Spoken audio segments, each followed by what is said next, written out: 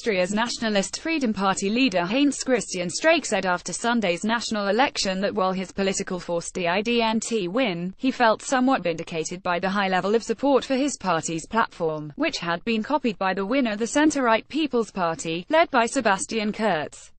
Actually, the cross-pollination went both ways.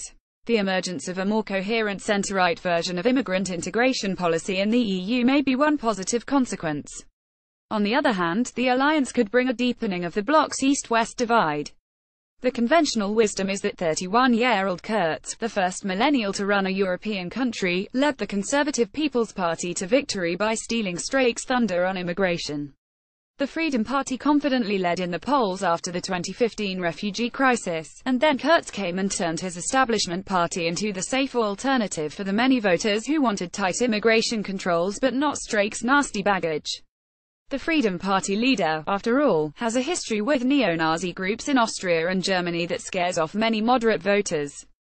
Kurz himself, however, is more willing to govern with the Freedom Party as a junior coalition partner than with the centre-left Social Democrats who, after the postal ballots are counted, are likely to find themselves slightly ahead of Freedom in the election. And there are solid reasons for that. Unlike Chancellor Angela Merkel in Germany, who was politically weakened by her decision to let more than 1 million asylum seekers into Germany in 2015, Kurz was in a strong position to make a case for a new approach to immigration. This is an area in which he has specialized for most of his admittedly brief political career. Kurz's first position in the Austrian federal government, in 2011, was State Secretary for Integration, and the integration portfolio has been part of the foreign ministry run by Kurz since 2014. From the start, Kurz's line on integration was quite sensibly to put language training first. German is an extremely difficult language for a foreigner to speak well, and those working on refugee integration in Germany now recognize that poor language skills, and not any cultural differences, are the tallest barrier to integration. Kurz has also pushed for the speedier recognition of professional qualifications obtained outside the European Union, seeking to remove another hurdle immigrants face in the labor market. In 2013, Kurz successfully pushed through changes to Austria's citizenship law to fast-track citizenship for well-integrated immigrants, those with better language skills and a record of contributing positively to society. More recently, Kurz has been instrumental in drafting a new integration law, which requires newcomers to sign an integration agreement under which they must take instruction in German and Austrian values and pay fines if an exam shows they have failed to do so. Kurz has argued that illiterates from Afghanistan who want to learn German create difficulties in the labor market for well-integrated Muslim immigrants, presumably because employers tend not to make the distinction. And though HES made enemies in the Muslim community, for example by condemning some Muslim kindergartens as obstacles to integration, HES not an anti-Islamic agitator, unlike Streeck. His views and policy proposals are close to those voiced by Merkel and her allies since 2015, except HES been faster to move on them. They are a reason HES reluctant to work with the Social Democrats, who are traditionally pro-immigration and pro-multiculturalism. Kurz hasn't so much imitated the Freedom Party as acknowledged the concerns of its voter base and advanced more pragmatic solutions. At the same time, the prospect of joining a government for the first time since 2005 softened some of the Freedom Party's rough edges. It toned down its anti-European Union rhetoric and stopped advocating Austria's immediate exits from the euro and the EU. While seeming to hew closer to the far-right line, Kurz has, to a degree, defanged Streeck.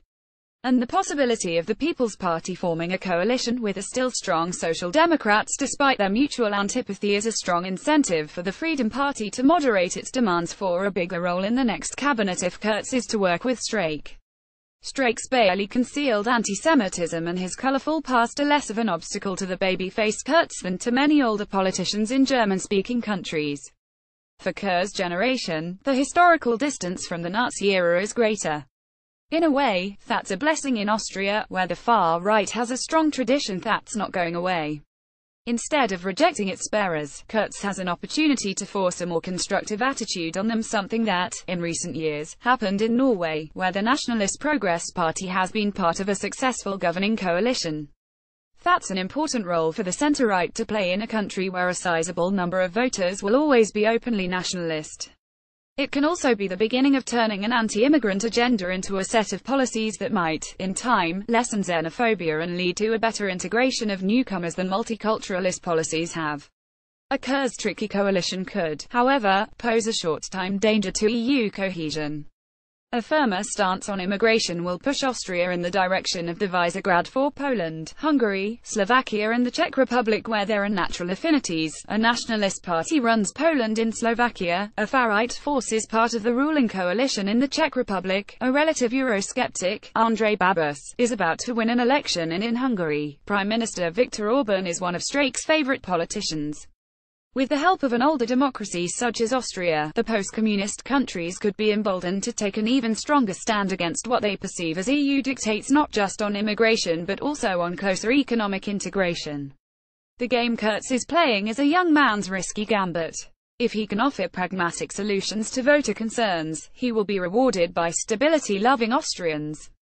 But if he fails to control the scary forces bubbling under the Freedom Party's surface and threatening to rip Eastern Europe from the West, both Austria and the EU will regret that he got his chance to run a nation as early as he did. This column does not necessarily reflect the opinion of the editorial board of Bloomberg LP and its owners. To contact the author of this story, Leonid Bershidsky at powershidsky@bloomberg.net, or contact the editor responsible for this story, Therese Raphael at Raphael4@bloomberg.net.